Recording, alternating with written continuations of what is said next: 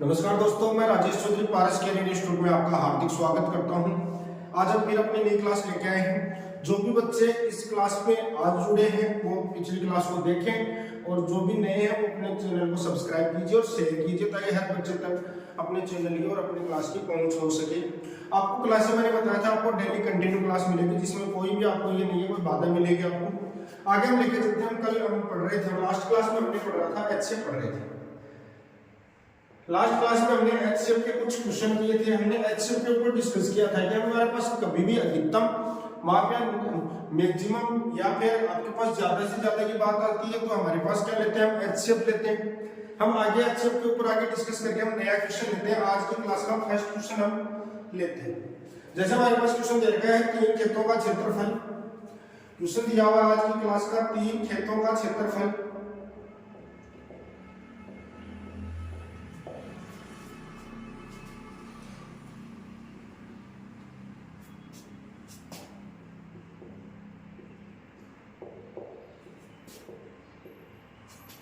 तीन खेतों का क्षेत्रफल 396, 408 व 444 मीटर स्क्वायर है। खेत के अधिकतम आकार के खेत में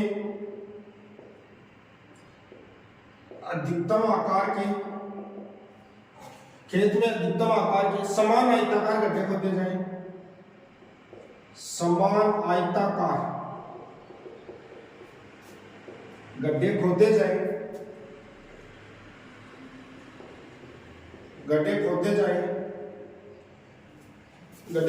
प्रत्येक गड्ढे का क्षेत्रफल क्या होगा? प्रत्येक गड्ढे का क्षेत्रफल क्या होगा? आपके पास क्वेश्चन दे रखा है कि 3 खेतों का क्षेत्रफल आपके पास 396, 408 और 444 मीटर स्क्वायर है। खेत में अधिकतम आकार के समान आयताकार गड्ढे खोद रहे। आकार के अधिकतम, देखो मैंने आपको क्या बताया था, अधिकतम वर्ड जहां पर भी आ जाता है मैक्सिमम वर्ड आ जाता है, ज्यादा से ज्यादा आकार आता है। अधिकतम आकार के समान आयताकार गड्ढे खोदे जाए तो प्रत्येक गड्ढे का क्षेत्रफल क्या होगा? देखो इधर पहली चीज तो ये समझने की कोशिश करना है, यदि आपके पास ये क्षेत्रफल दिया हुआ है तो हमेशा जो HCF आएगा वो गड्ढे का क्षेत्रफल आएगा। यदि आपके पास ये लंबाई दे रखे तो अधिकतम लंबाई आएगी, यदि ये चौड़ाई दे रखे तो अधिकतम चौड़ाई आएगी। जैसा आपको क्वेश्चन दिया गया है सेम अपने पास वैसा ही अपने को रिजल्ट मिलता है। ऐसा नहीं है कि यहाँ पर लंबाई दे रखी आपको क्षेत्रफल आ जाएगा, ऐसा कभी भी पॉसिबल नहीं होगा। जैसा आपको क्वेश्चन दिया गया उसका रिजल्ट भी उसी के अकॉर्डिंग आता है। हमारे पास क्वेश्चन में दे रखा है कि अपने पास 396, 408 और 444 या अपने पास क्या दे रखे हैं, 3 गड्ढे दे रखे हैं। अब हमारे पास जो दे रखा है इसमें हमारे को क्या निकालना है, अधिकतम आकार। अधिकतम आकार कब होगा? जो अपने पास आकार के अधिकतम होना चाहिए और सारे के सारे क्या होना चाहिए, समान होना चाहिए। यानी एक ऐसी संख्या जो इन सबका क्या हो, परफेक्ट हो, यानी उनका गुणज हो अपने पास, यानी परफेक्ट अपने पास पूर्णतः इसका भाग जाना चाहिए, मैक्सिमम होना चाहिए, या फिर बड़े से बड़ा इनका गुणज होना चाहिए। गुणज का मतलब क्या होता है कि जिसका इसमें भी भाग चला जाए, इसमें भी चला जाए, इसमें भी चला जाए, उसको हम क्या बोलते हैं, गुणज बोलते हैं। तो इधर देखिए अपने पास हम सबसे पहले हम अपने पास एक ही अपने पास होता है अंतर विधि से। हम क्या काम पे लेते हैं, अंतर विधि। इन दोनों का अंतर कितना है, 12। इन दोनों का अंतर क्या अपने पास 12, इन दोनों का अंतर है। अब हम चेक करेंगे कि 12 इसका आंसर है। 12 को यहाँ पर चेक करेंगे तो 12 के विभाजकता का नियम हम देखते हैं, थोड़ा सा हम देखते हैं 12 के भाजकता का नियम। 12 के भाजकता के नियम की बात करते हैं, भाजकता का नियम तो ये बोलता है कि जिस संख्या में 4 का भाग चला जाए और 3 का भाग चला जाए, यानी 4 और 3 का भाग चला जाए वो संख्या क्या होती है, 12 से। क्यों अपन 12 बराबर लिख सकते हैं 4 गुना 3। जबकि संख्याएं जिनका HCF 1 होता है उनको मल्टीप्लाई करके हम गुणज के रूप में लिख लेते हैं।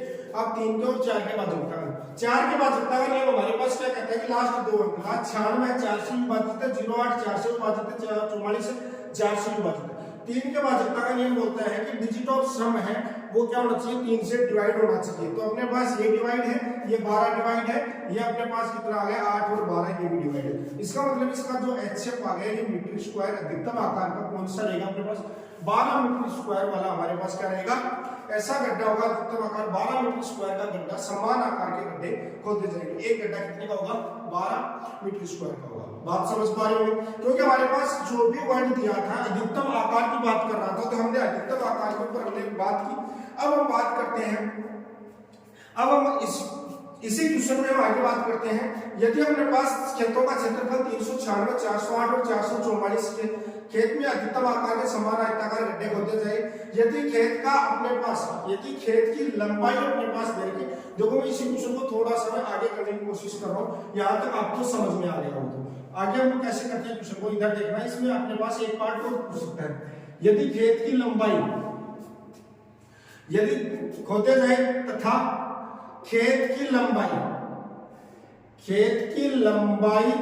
4 मीटर हो तो चौड़ाई क्या होगी? देखो क्वेश्चन की हमारे पास क्या हो जाती है, लैंग्वेज चेंज हो जाती है, क्वेश्चन की लैंग्वेज चेंज होती है, पूरा क्वेश्चन चेंज हो जाता है।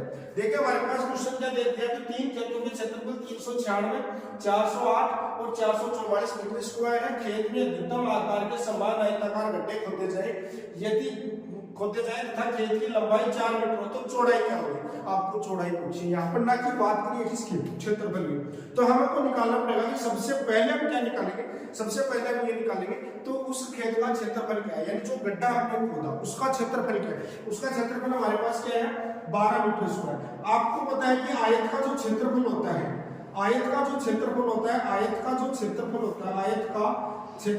वो क्या होता है, लंबाई गुना चौड़ाई होता है। क्षेत्रफल आपके पास 12 दे रखा है, लंबाई 4 दे रखी है, चौड़ाई आपको निकालनी है। तो यहाँ से चौड़ाई बराबर कितना आ गया आपके पास, 3 मीटर आ गया। बात समझ पा रहे हैं? तो क्वेश्चन हमारे पास कैसा भी क्वेश्चन आ जाए तो आपको घबराने की जरूरत नहीं है, क्योंकि हम जो भी क्वेश्चन कर रहे हैं हम कोशिश कर रहे हैं आपको बेस्ट से बेस्ट देने की। तो हमारे पास जो भी हम क्वेश्चन लेके आ रहे हैं वो लगभग हमारा क्वेश्चन है वो प्रीवियस ईयर के एग्जाम से रिलेटेड क्वेश्चन है। तो आप अपने चैनल पे बने रहिए और कंटिन्यू क्लास दीजिए। आपको जैसा हम ऑफलाइन क्लास दे रहे हैं सारी क्लास, क्योंकि हम ऑफलाइन के बच्चों को भी प्रॉफिट देना चाहते हैं कि जो बच्चे कुछ नहीं समझ में आता है तो हमारी ऑनलाइन क्लास के माध्यम से वो अपने वापस रिवीजन कर सकता है, क्योंकि हम सारे क्वेश्चन होके वही यहाँ पर करवाएंगे। बात समझ पा रहे होंगे? आगे देखिए अपन नया क्वेश्चन लेके चलते हैं। ये 2 क्वेश्चन समझ में आ गए हमारे पास, 2 क्वेश्चन हो गए हमारे पास। देखो हमारे पास क्वेश्चनों का लेवल है वो ऐसे ही अपने पास, ये फर्स्ट लेवल का क्वेश्चन था जिसमें आपको क्षेत्रफल निकालना था। सेकंड लेवल का जो क्वेश्चन बना उसमें हमारे को लंबाई दे दी और चौड़ाई आपसे पूछ ली। अब दूसरे क्वेश्चन में बात कर रहे थे हमने, अभी आज की क्लास का हमने दूसरा क्वेश्चन देख रहे हैं। विद्यार्थियों की अधिकतम संख्या ज्ञात करो जिसमें 1001 पेन व 910 पेंसिल इस प्रकार बांटे जाए कि प्रत्येक को मिले पेनों की संख्या व पेंसिलों की संख्या बराबर होनी चाहिए। यानी हमारे पास क्वेश्चन जो दिया हुआ है, क्वेश्चन में कहते हैं कि आपको 1001 पेन है, 910 पेंसिल है, इनको ऐसे हिसाब से बांटना है जिनकी संख्या भी अधिकतम मिलनी चाहिए, बच्चों को सबको बराबर मिलनी चाहिए, यानी बराबर मात्रा में पेन मिलने चाहिए, बराबर ही पेंसिल मिलनी चाहिए। तो अपने पास अधिकतम और बराबर की बात आ जाती है तो कंडीशन क्या आ जाती है, एचसीएफ की आ जाती है। बात समझ गए? तो हमारे पास पेन कितने मिलेंगे, अधिकतम 91 पेन मिलेंगे एक बच्चे को, और अपने पास पेंसिल कितने बच्चों को मिलेंगे। बात समझ में? आपको इसी क्वेश्चन का लेवल यदि बात करते हैं इस क्वेश्चन के लेवल की, तो इसमें मैं पूछता है तो क्वेश्चन में ये पूछ लेता है कि पेन कितने बच्चों को मिलेंगे, पेन कितने बच्चों को मिलेंगे, ये आपको क्वेश्चन पूछ लेता है। तो 91 पेन एक को मिल रहे तो 1001 पेन कितने बच्चों को मिलेंगे, 91 में इसमें डिवाइड करेंगे कितने बच्चों को मिलेंगे, 11 बच्चों को मिलेंगे। नंबर 2 पर आपसे पूछ लिया जाता है कि पेंसिल कितने बच्चों को मिलेगी, तो पेंसिल कितने बच्चों को मिलेगी,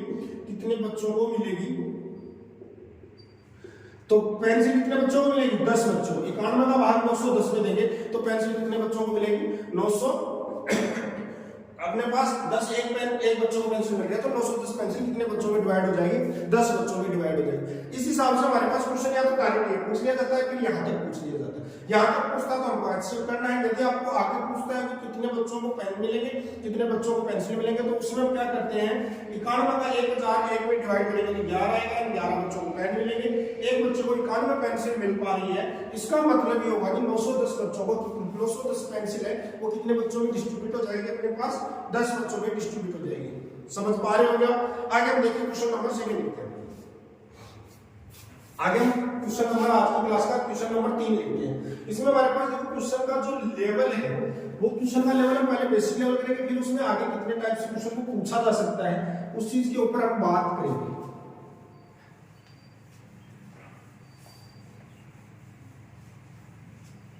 आगे देखिए 1.5 मीटर और 1.2 मीटर लंबे 2 पाइपों क्वेश्चन नंबर 3 1.5 मीटर एवं 1.2 मीटर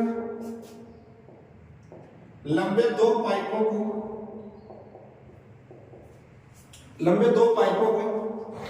बराबर टुकड़ों में इस प्रकार काटा जाता है, बराबर टुकड़ों में इस प्रकार काटा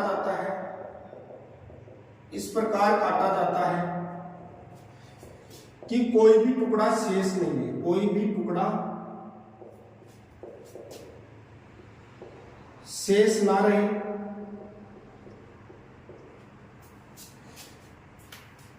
तथा टुकड़े की लंबाई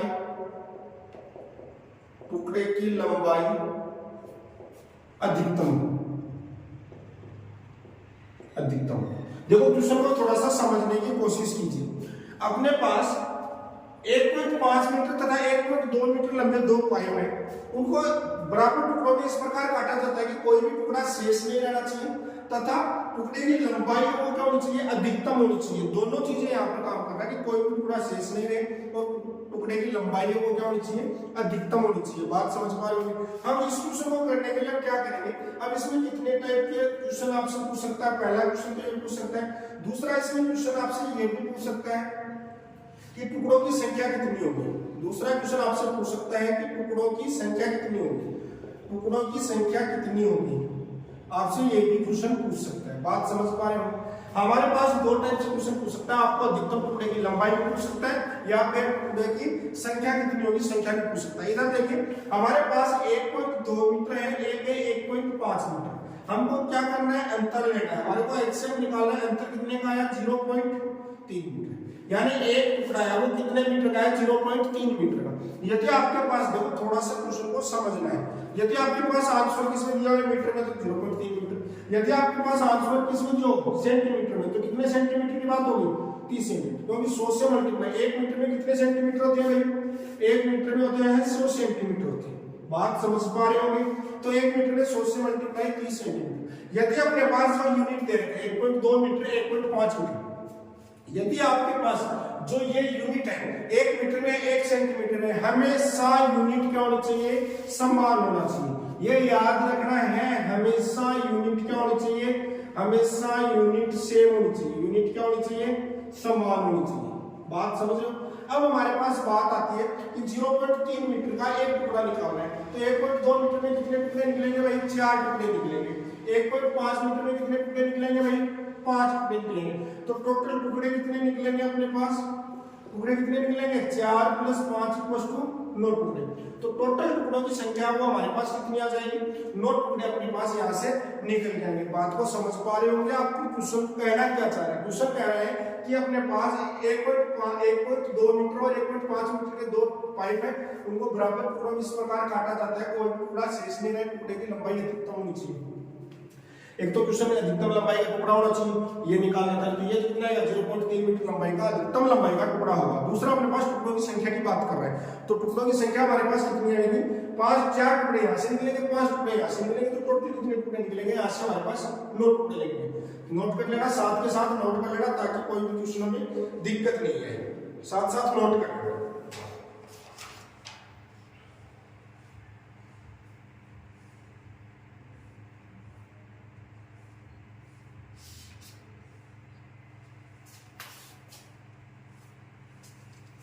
आगे क्वेश्चन लिखता हूं मैं।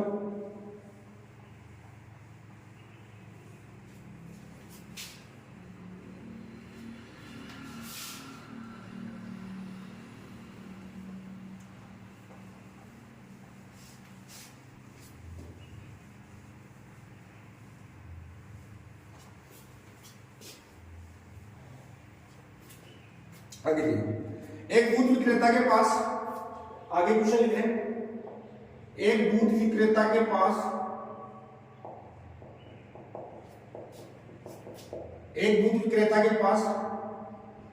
3 बर्तनों में दूध इस प्रकार है,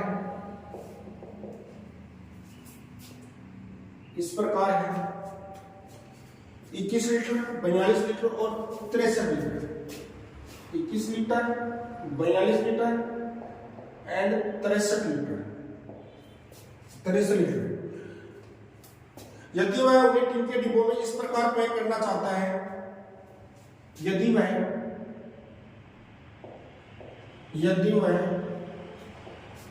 दूध को टीन के डिब्बों में इस प्रकार पैक करना चाहता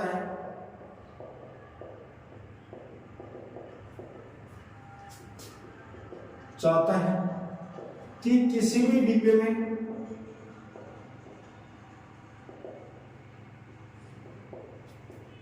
दूध की मात्रा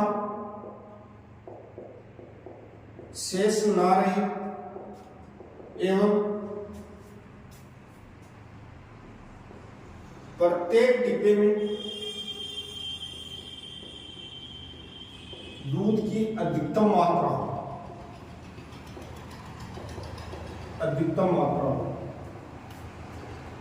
तथा पैक की हुई डिब्बों की तथा पैक किए हुए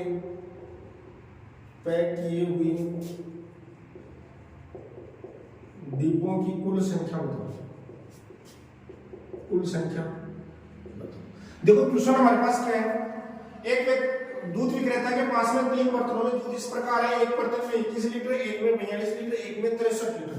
यदि वह दूध को टीन के डिब्बों में इस प्रकार पैक करना चाहता है कि किसी भी डिब्बे में दूध की मात्रा शेष नहीं रहनी चाहिए तथा प्रत्येक डिब्बे में दूध की मात्रा अधिकतम भी होनी चाहिए तथा पैक किए गए डिब्बों की संख्या। अपने पास देखो 2 क्वेश्चन इसमें है। एक तो अपने पास दूध की मात्रा अधिकतम मात्रा कौन से डिब्बे में आएगी, कितने लीटर आएगा एक डिब्बे में, और डिब्बों की संख्या कितनी अपने पास रहेगी। इधर देखना अपने पास एक में तो 21 है, एक में 42 और एक में 63 लीटर दूध है। तो अपने पास सबसे पहले हम एचसीएफ निकालेंगे, कितना आएगा 21। अब यानी एक डिब्बे में कितने लीटर दूध होना चाहिए 21 लीटर। देखो अपने पास 21, एक डिब्बा इसका बनेगा 42, 2 डिब्बे इसके, 3 डिब्बे, दूध की मात्रा शेष नहीं रहेगी और दूध भी क्या रहेगा अधिकतम रहेगा। तो यहाँ से कितने डिब्बे बनेंगे, एक, यहाँ से कितने बनेंगे 2, यहाँ से कितने बनेंगे अपने पास 3। तो अपने पास टोटल डिब्बे अपने पास कितने आ जाएंगे, टोटल डिब्बे कितने आएंगे भाई, टोटल डिब्बे अपने पास 1 + 2 + 3 यानी कितने 6 डिब्बे। तो हमारे पास टोटल 6 डिब्बों में दूध भरा जाएगा। प्रत्येक डिब्बे में हमारे पास कितने लीटर दूध भरा जाएगा, 21 लीटर दूध प्रत्येक डिब्बे में भरा जाएगा। तो आपको समझ पा रहे होंगे अपने पास कैसे किस टाइप के क्वेश्चन आते हैं। आगे देखें हम जो क्वेश्चन आते हैं, आगे अपने पास कुछ भाजकता के नियम से अपने पास सेक्सुअल पढ़ने से रिलेटेड हमारे पास क्वेश्चन आते हैं जो बहुत ही इंपॉर्टेंट है, हर एग्जाम में पूछे जाते हैं। तो अपने को जो भी क्लास आप देख रहे हो वो कंटिन्यू देखें, आपको डेली की डेली धीरे धीरे आपको क्लास का टाइम बढ़ा दिया जाएगा और आपकी क्लास को पूरी करवा दी जाएगी, सारा कोर्स करवा दिया जाएगा, कुछ भी छोड़ा नहीं जाएगा। तो आप बने रहिए अपनी क्लास में। और जो भी बच्चे आज चैनल पे नए आए हैं वो इस चैनल को सब्सक्राइब कीजिए, शेयर कीजिए, ताकि ज्यादा से ज्यादा बच्चों तक ये प्रॉफिट पहुंच सके। आपका अपना राजेश चौधरी, पारस ट्रेनिंग इंस्टीट्यूट, गुडागुड़।